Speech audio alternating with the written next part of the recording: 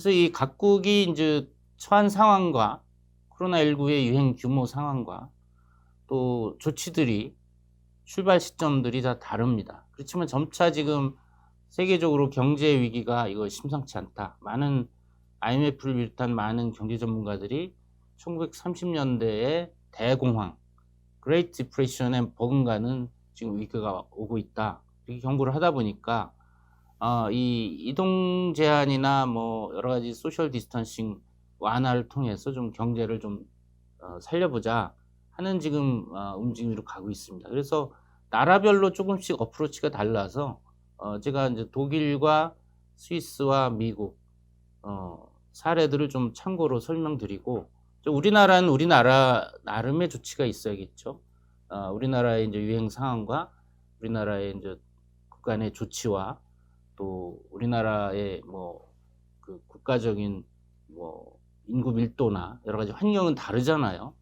대도시에 밀집돼 있고 그렇기 때문에, 그리고 사람들의 행동 패턴도 다르고 기후도 다르고 그렇기 때문에 아마 그런 걸 고려한 우리나라 나름의 조치가 있어야 되는데, 각국의 지금 상황들을 조금씩 살펴보면서 우리나라가 어떻게 이 코로나19로 인한 각종 제한 조치들을 어떻게 좀 더, 이걸 이징 리스트렉션이라고 그러는데 뭐 제한 완화 정책을 어떻게 가야 될까를 이제 좀 고민해 보면 하지 않나 이런 생각이 듭니다. 자, 이제 독일이 이제 유럽에서는 사실 모범 국가입니다. 뭐 유행이 이태리나 스페인이 상당히 심해서 많은 환자와 사망자가 생길 때 독일이 비교적 잘 선방해서 의료 시스템 붕괴까지는 가지는 않았습니다. 이태리나 스페인 다 의료 붕괴까지 가서 뭐 그 사망자 속출했는데, 독일은 비교적 침착하게 의료 시스템, 워낙 뭐 의료 시스템이 튼튼하고 방역 시스템이라든지 이런 대응이 침착했던 탓인지 그 피해가 적었다고 보여집니다. 그래서 독일의 이제 제한 완화 정책을 이제 점진적으로 제한한다. 그러니까 많은 나라들이 이제 점진적으로 단계적으로 완화하는 것이 공통 사항인 것 같습니다. 상당히 조심조심 하는 거죠. 그래서 지금 4월 15일 날 메르켈 총리가 이제 얘기하기를 우리나라는 fragile intermediate success다.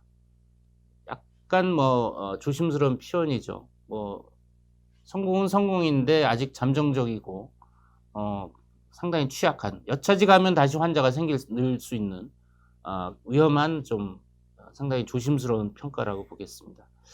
따라서 이제 독일에서도 이제 완화를 시작했는데, 일단 5월 3일까지 사회적 거리두기 원칙을 준수한다. 뭐 2m 이상 간격 띄운다. 쇼핑과 대중교통에서 마스크 착용한다. 이게 이제 큰 변화죠. 그동안 서구 유럽이나 미국에서는 마스크 착용을 일반 퍼블릭에 대중에 할 필요가 없다 했는데, 이제 지금 우리 동양의, 우리나라를 비롯한 동양에서의 그런 성공 사례를 보면서 일반인한테 마스크 착용을 권고하고, 또 국가적으로도 마스크 대량 생산에 이제 나서서 단기간에 뭐 엄청난 양의 이제 마스크를 생산한다고 합니다. 그게 아마 독일의 저력인 것 같습니다. 우선 4월 20일부터 소규모 가게 800입방미터 이하, 그러니까 우리나라로 하면 242평이더군요. 그러니까 규모가 작진 않습니다. 소규모 가게부터 개장한다. 예를 들면 카딜러, 자전거 숍, 서점. 서점은 크기와 무관하게 이제 개장한다. 서점이 이렇게 붐비지 않으니까 아마 그런 모양입니다.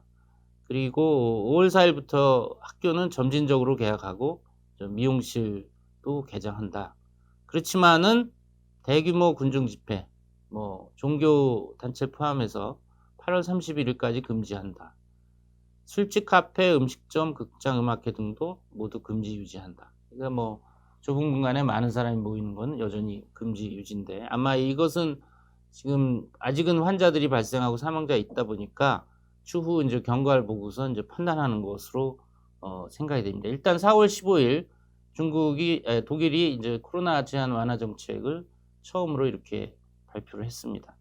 그 다음에 스위스도 사실 뭐 이탈리아와 이제 북부에 가까이 있다 보니까 환자가 있었는데 여전히 뭐 환자 발생하고 사망자 속출하고는 있지만 4월 17일 날 제한 완화 정책을 발표한 걸 보면은 1단계 4월 27일부터 병원의 모든 시술, 대기 수술을 포함해서 모두 정화한다.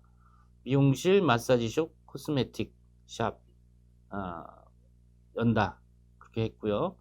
그 다음에 2단계 5월 11일부터는 의무학교, 그러니까 그 국가에서 의무적으로 이제 교육을 시켜주는 게 9년 내지 11년, 그러니까 아마 초등학교, 중학교까지인 것 같습니다. 이게 의무학교는 개교하고 개학을 하고 가게나 시장도 열겠다.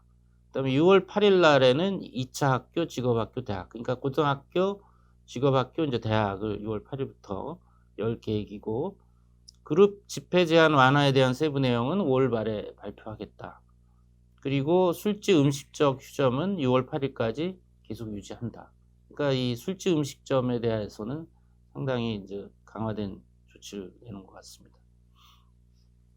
그 다음에 이제 마지막으로 이제 미국의 지침인데, 이제 트럼프 대통령 그 백악관에서 오프닝 업 아메리카 어게인이라고 하는 타이틀로 4월 17일 날 전반적인 원칙을 발표했습니다. 3단계인데 이건 권고사항이고 구속력은 없다. 각 주의 주지사가 그 주의 발생 현황과 실태에 따라서 판단해서 시행한다 이거였고요.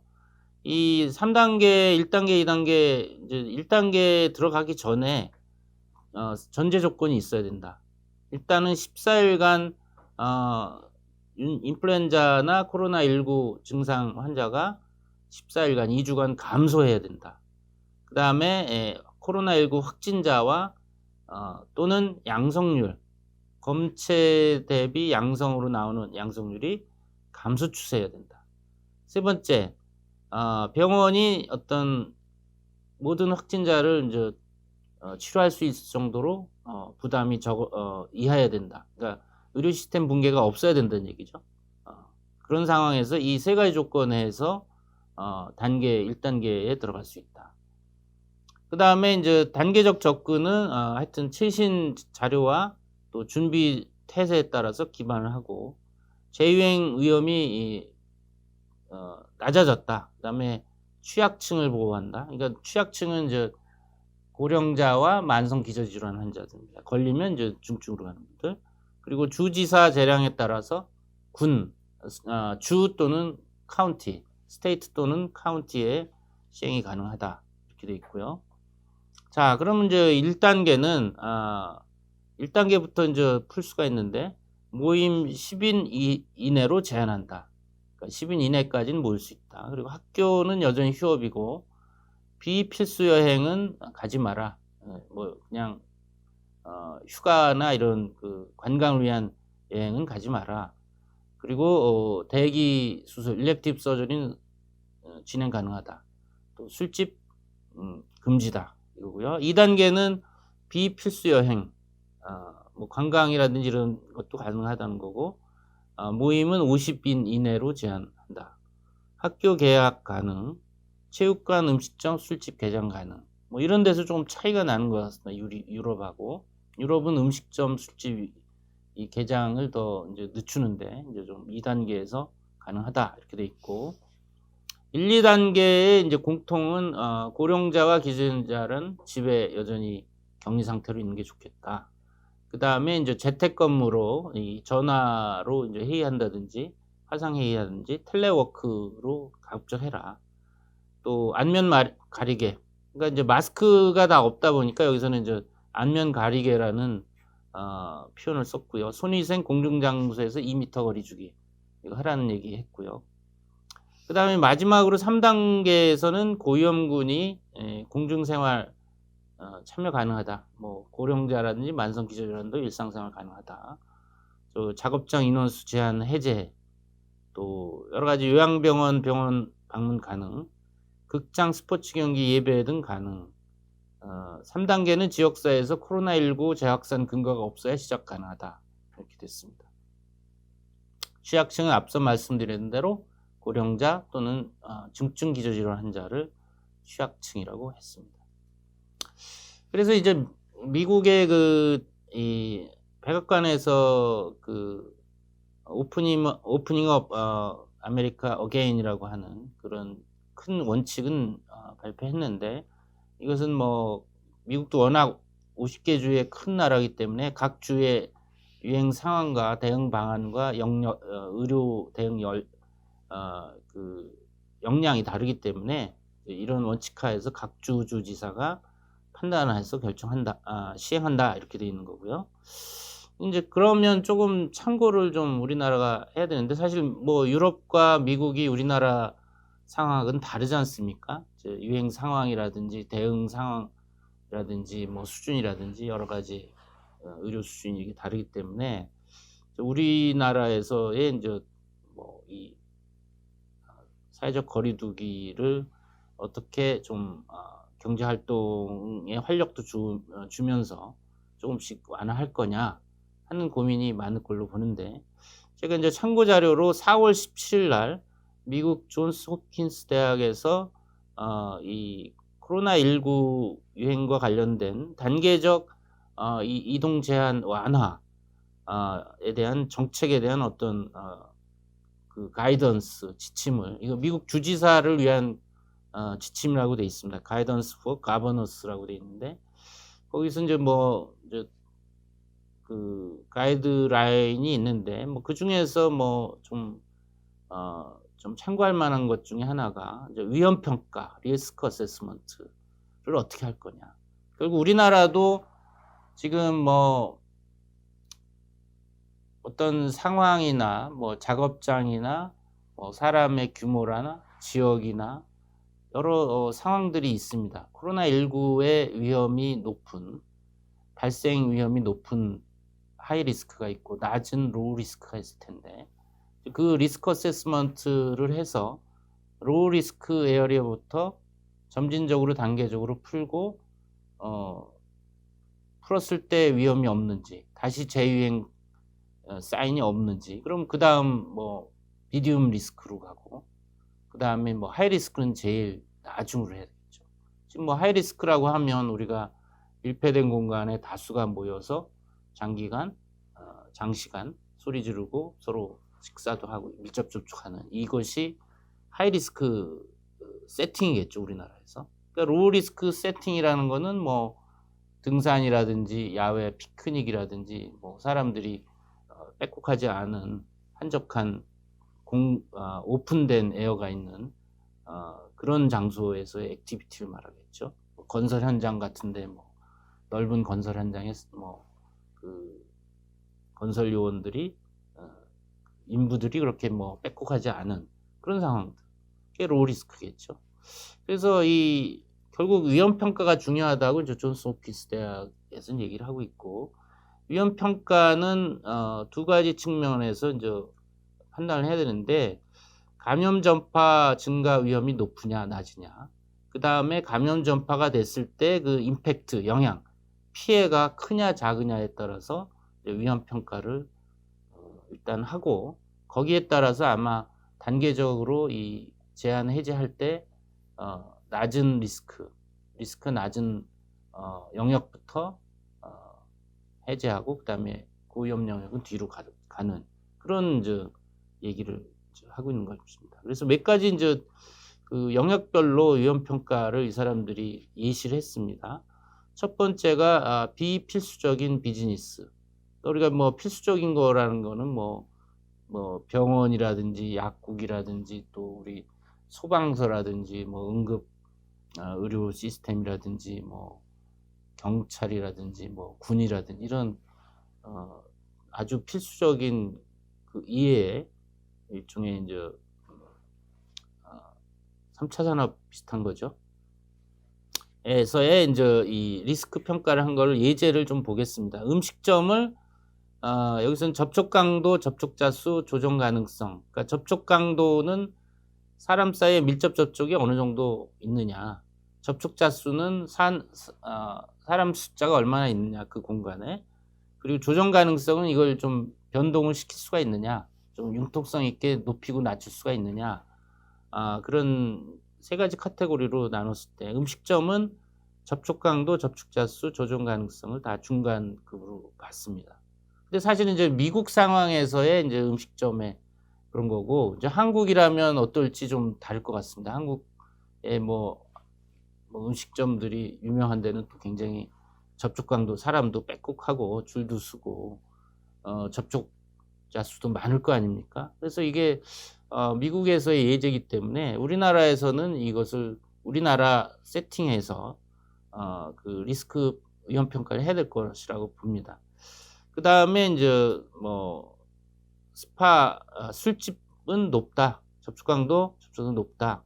조정 가능성은 이제 중간급이다. 이렇게 표현을 했고요. 체육관은 접촉 강도 낮고 접촉자 수 낮고 조정 가능성도 낮다.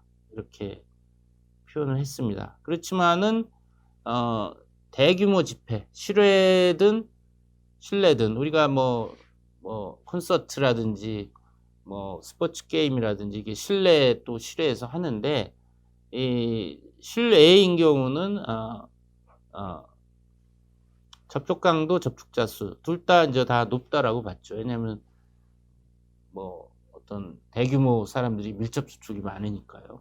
그러니까 조정 가능성은 각각 중간, 낮음 이렇게 표현을 했는데 어쨌든 이런 식으로 우리나라도 이제 우리나라의 상황에서의 비필수 비즈니스 각각의 세팅에서 위험 평가를 할 수 있겠죠. 또 다른 예제를 보면 이제 학교나 아동시설의 경우에 아동시설의 경우 타가소 유치원의 접촉 강도 높다. 우리도 애들 보면은 밀접 접촉 많이 하잖아요. 접촉자 수는 뭐 중간일 수도 있고 높을 수도 있고 조정 가능성은 뭐 낮거나 중간이다 이렇게 돼 있고 학교 초중고 다 높다라고 봤죠. 접촉 강도, 접촉자 수, 조정 가능성 이거 뭐 융통성이 적죠. 학교를 애들을 줄일 수도 없고 접촉자 수를 뭐 낮추라고 할 수도 없고 강도도 낮출 수가 없잖아요. 애들 사이에 조정 가능성 낮다고 본 거죠. 뭐 여기 대학교 대학원도 역시 접촉 강도, 접촉자 수 높다. 조정 가능성은 좀 어느 정도 조정 가능성 있다 이렇게 봤고 기숙사 같은 경우는 접촉 강도 높고 접촉자 수는 중간이다. 조정 가능성은 낮다 이렇게 평가를 했습니다. 그리고 이제 지역 집회 공간에서 예배, 교회에서 예배 이런 거를 이제 여기서 접촉 강도나 접촉성이 높다. 왜냐하면 뭐 실내에서 다수가 집회를 하기 때문에 조정 가능성은 중간이다. 이렇게 봤고요. 도서관은 접촉 강도는 낮다라고 봤죠. 접촉자 수도 낮다라고 봤고 조정 가능성은 중간이다. 근데 우리나라 도서관하고 여기 도서관하고 또 미국하고는 사실 미국에서 도서관은 좀 이렇게 좀 밀도가 낮을 텐데 우리는 모르겠습니다. 도서관마다 다르겠지만 높지 않을까. 공부하러들 많이 가기 때문에 또 높지 않을까 생각이 듭니다.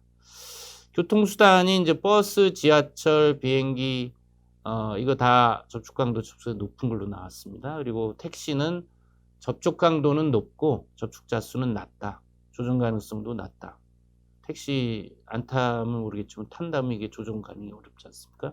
그래서 이런 식으로 뭐 이외에도 이제 몇몇 분야에 대한 이런 접촉 강도, 접촉자 수, 조정 가능성을 평가를 했는데 뭐 이게 좀 더 구체적인 것 같고 어떻게 보면 우리나라도 각각의 이제 어떤 작업장이나 또 지역이나 또 거기에 모이는 사람 수, 접촉자, 접촉 빈도 또 그걸 융통성 있게 리스크를 낮출 수 있는 방안들이 있느냐에 따라서 이런 좀 위험 분석을 할 필요가 있죠. 그거에 따라서 좀 단계적으로 위험이 낮은 분야부터 시행할 수가 있는데 이제 우리나라는 좀 미국이나 유럽보다는 아주 봉쇄라든지 뭐 자택 격리라든지 스테이 앳 홈이라든지 뭐 그렇게 강력하게는 안 했기 때문에 출발선이 우리는 좀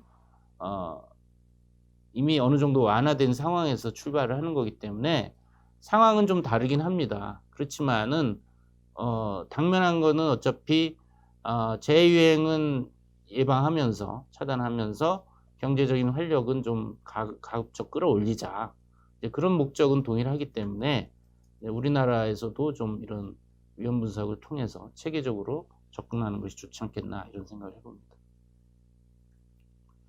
자, 이상 뭐 그 사회적 격리에 대한 이제 뭐 유럽과 미국에서의 접근 방법을 정리해 드렸습니다.